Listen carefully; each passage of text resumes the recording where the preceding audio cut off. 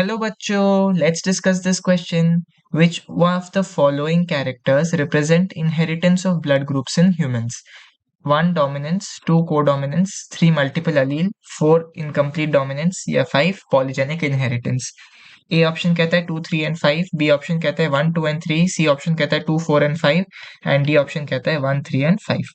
इस क्वेश्चन को सॉल्व करने का जो की कॉन्सेप्ट है वो है ABO blood grouping. ABO blood grouping इस क्वेश्चन का की कॉन्सेप्ट बन जाता है. ABO ब्लड ग्रुपिंग को कंट्रोल करता है आई जीन और इस आई जीन के 3 अलील होते हैं. 3 अलील कौन से होते हैं? एक होता है आई ए जीन, आई ए अलील, दूसरा होता है आई बी अलील और तीसरा होता है स्मॉल आई अलील. तो आई ए और आई बी अलील ये दोनों डोमिनेंट अलील्स हैं और जो स्मॉल आई अलील है वो रिसेसिव अलील है. तो यहाँ पर क्लियरली दो चीजें तो बहुत ही क्लियर हो जाते हैं कि 3 अलील है, इसीलिए ये ABO blood grouping multiple allelism का केस हो जाता है. क्योंकि 2 अलील नहीं है, 3 अलील्स पर्टिकुलर कैरेक्टर को कंट्रोल कर सकते हैं, तो ये मल्टीपल अलीलिज्म का केस है. सिमिलरली आप देख सकते हो कि 2 अलील्स डोमिनेंट है और एक रिसेसिव है, तो यहाँ पर आपको डोमिनेंस वाला खेल भी दिख रहा है. और साथ ही साथ आपको पता होगा कि एबीओ ब्लड ग्रुपिंग में बहुत फेमस केस होता है एबी ब्लड ग्रुप का, IAIB, जिसको हम कहते हैं एबी ब्लड ग्रुप.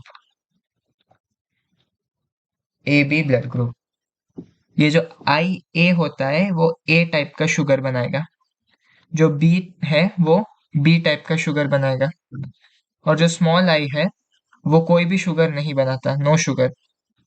तो ये जब IAIB बनता है, इसमें A शुगर भी दिखेगा, इसमें आपको B शुगर भी दिखेगा. तो ये बेसिकली अपने दोनों पेरेंट्स को रिजेंबल करता है.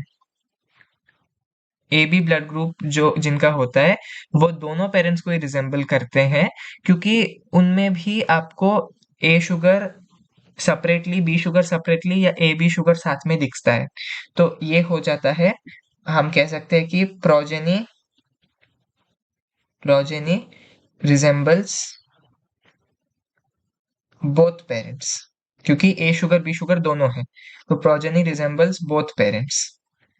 तो ये एक बहुत ही कैरेक्टरिस्टिक फीचर किस चीज का होता है? आपके कोडोमिनेंस का.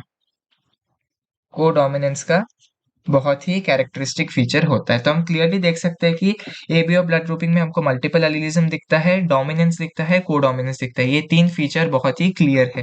तो चलिए वापस लिस्ट को देखते हैं. पहला है डोमिनेंस, बिल्कुल सही. दूसरा है कोडोमिनेंस, ये भी बिल्कुल सही है. तीसरा है मल्टीपल एलिलिज्म, ये भी बिल्कुल सही.